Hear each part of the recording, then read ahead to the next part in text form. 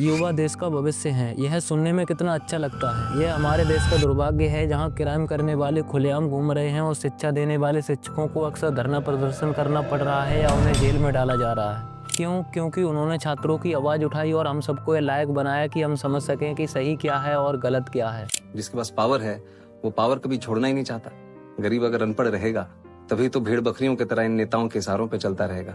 और सभी जानते हैं कि यही अनपढ़ लोग इनका वोट बैंक है जो धर्म और जात के नाम पे वोट देते आए हैं। अब जनता अगर पढ़ लिख गई तो नेताओं के लिए बड़ी समस्या हो जाएगी। नहीं, जहाँ छात्रों को पढ़ाई करनी चाहिए उन्हें रोडों पर उतरना पड़ रहा है, यहाँ तक कि लाठियाँ भी खानी पड़ रही हैं। यह कोई एक एग्जाम की बात नहीं है, लगभग हर एग्जाम में यही हो रहा है। पहले फॉर्म भरो, फिर धरना दो और किसी तरह एग्जाम हो भी जाए तो पेपर लीक हो जाता है। पेपर लीक, घूसखोरी और संगठित गिरोह ने मेधावी छात्रों के सपनों को तोड़कर रख दिया है। युवाओं के टैलेंट को नजरअंदाज कर गलत तरीके से सिलेक्शन प्रोसेस को लागू करना युवाओं के भविष्य के साथ खिलवाड़ नहीं तो और क्या है। आप इनकी प्रॉब्लम्स को समझो। जहाँ सालों साल स्टूडेंट गवर्नमेंट एग्जाम की तैयारी करते हैं, हर फैमिली अपने बच्चों को फाइनेंशियली अफोर्ड नहीं कर पाती, जिससे इन बच्चों को पढ़ाई के साथ साथ प्राइवेट नौकरी भी करनी पड़ती है। इतनी मेहनत करने के बाद भी कभी कभी तो 4-4 साल वैकेंसी नहीं आती और वैकेंसी आ भी जाती है तो ऑनलाइन फॉर्म साइट नहीं चलती, जिससे सालों की तैयारी के बाद भी गवर्नमेंट जॉब न मिलने के कारण देश के युवा डिप्रेशन का शिकार हो रहे हैं। नेशनल क्राइम रिकॉर्ड ब्यूरो की रिपोर्ट के अनुसार बेरोजगारी की वजह से 2018 में 2741 लोगों ने आत्महत्या की।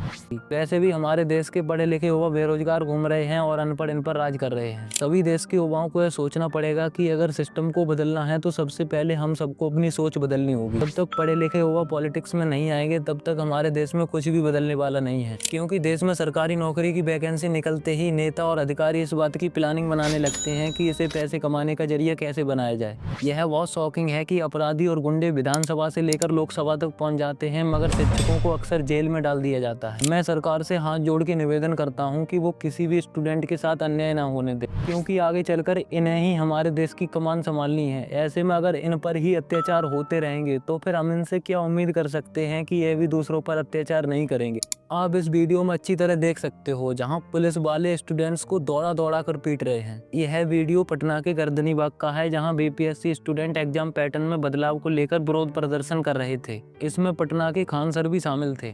खान सर का कहना था, नॉर्मलाइजेशन रद्द कराएंगे और अगर बच्चों का टाइम खराब होगा तो बीपीएससी को डेट एक्सटेंड करना पड़ेगा और जो सर्वर प्रॉब्लम की वजह से 80,000 बच्चे फॉर्म नहीं भर पाए थे उन्हें एक दिन का मौका दिया जाए। हालांकि ये विरोध प्रदर्शन बीपीएससी में नॉर्मलाइजेशन को लेकर था। दूसरी ओर बीपीएससी का कहना था कि छात्रों को गलत खबर दी गई है, परीक्षा में नॉर्मलाइजेशन को लेकर कोई प्रस्ताव नहीं है। क्वेश्चन पेपर के एक ही सेट से परीक्षा होगी। हर परीक्षा में सबसे बड़ी स्टूडेंट्स के लिए प्रॉब्लम होती है नॉर्मलाइजेशन की। तो चलिए जान लेते हैं कि आखिर ये नॉर्मलाइजेशन प्रोसेस है क्या। जैसे मान के चलो आप और मैं दोनों बीपीएससी एस्पिरेंट हैं और हमारी और आपकी अलग अलग पाली में पेपर होना है। जैसे मान लो आपके मार्क्स मुझसे ज्यादा आ गए और मेरे मार्क्स कम आए, तो बीपीएससी डिपार्टमेंट यह समझेगा कि आपका पेपर सिंपल था और मेरा पेपर हार्ड था। तो ऐसे में यह दोनों के स्कोर को नॉर्मलाइज कर देगा, फिर चाहे सिंपल या हार्ड का कोई फंडा ना हो। सबसे बड़ी प्रॉब्लम यह है कि स्टूडेंट्स ने इसका विरोध किया तो उन पर लाठीचार्ज कर दी। अगर पुलिस अपनी ड्यूटी इतनी ही ईमानदारी से करती तो शायद हमारे देश की हालत यह नहीं होती जो आज है। पुलिस को भी ये सोचना चाहिए कि वो कोई आतंकवादी तो है नहीं, स्टूडेंट हैं जो शांतिपूर्वक आंदोलन करने आए थे। इंडियन कॉन्स्टिट्यूशन के आर्टिकल 19(1) क्लॉज बी के तहत बिना हथियार के शांतिपूर्ण ढंग से एकत्र होने और विरोध करने का अधिकार प्रदान करता है। वैसे भी लाठीचार्ज तब करी जाती है जब आंसू गैस छोड़ने के बाद भी भीड़ को तितर बितर नहीं किया जा सके। ऐसे में सवाल उठता है कि अब पुलिस ने लाठीचार्ज करने से पहले आंसू गैस छोड़ी थी? नहीं। और लाठीचार्ज के दौरान पैर में लाठी मारने की अनुमति होती है, मगर कमर से ऊपर सर में लाठी मारने की कोई अनुमति नहीं होती है।